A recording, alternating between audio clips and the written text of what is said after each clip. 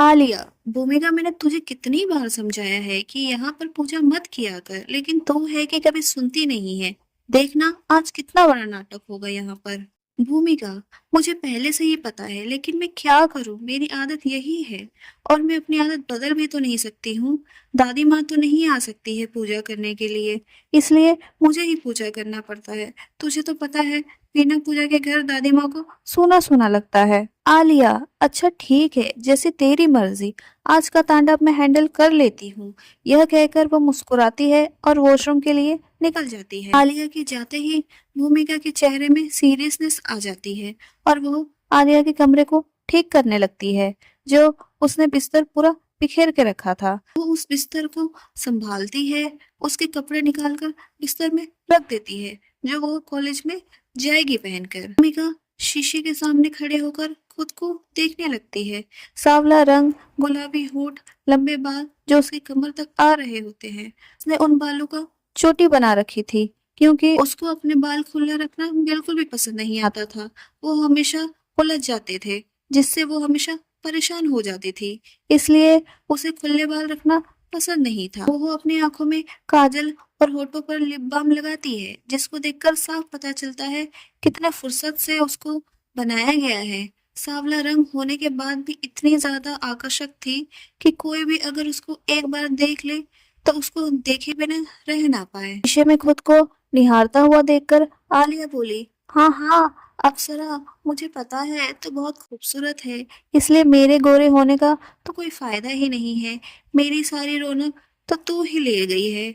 यह कहते हुए उसे आंख मार देती है और रेडी होने के लिए भूमिका को शीशे के सामने से हटा देती है। भूमिका आलिया की हरकतों को देखकर हंसती है और वहां से बिस्तर में बैठ जाती है। दोनों तैयार हो जाने के बाद अपना अपना कॉलेज बैग उठाते हैं और ब्रेकफास्ट करने के लिए नीचे चले जाते हैं।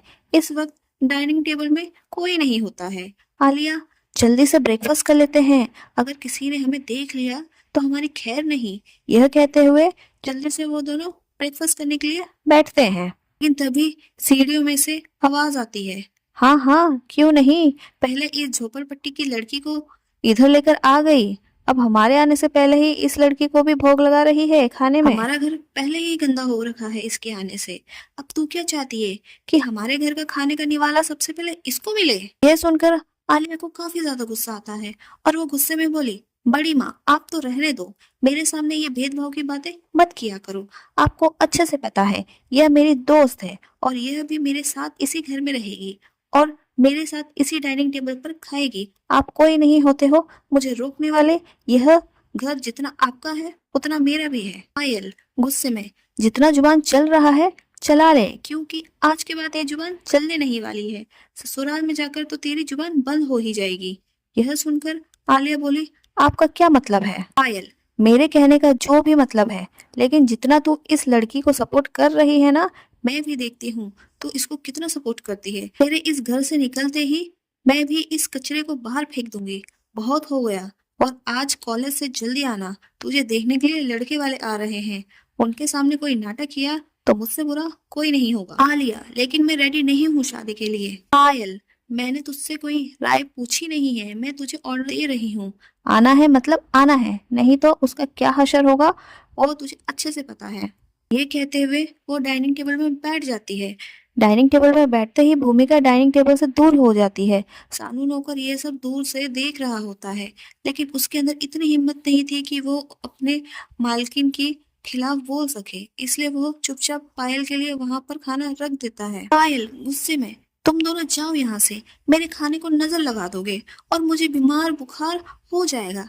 वैसे भी आलिया तू भी इसके साथ रह रहकर बुरी नजर वाली हो गई है, इसलिए मैं नहीं चाहती हूँ कि तुम दोनों मेरे खाने के वक्त रहो।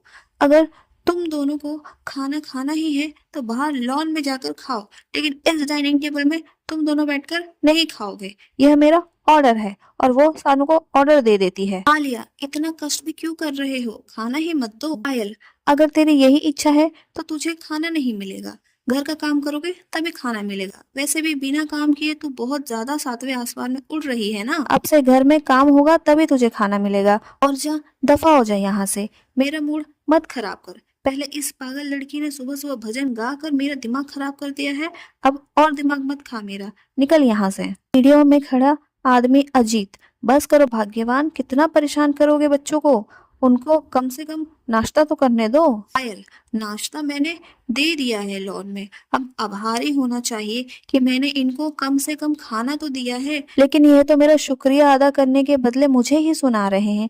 छोड़ो, वैसे भी क्या ही बोल सकते हैं इनको।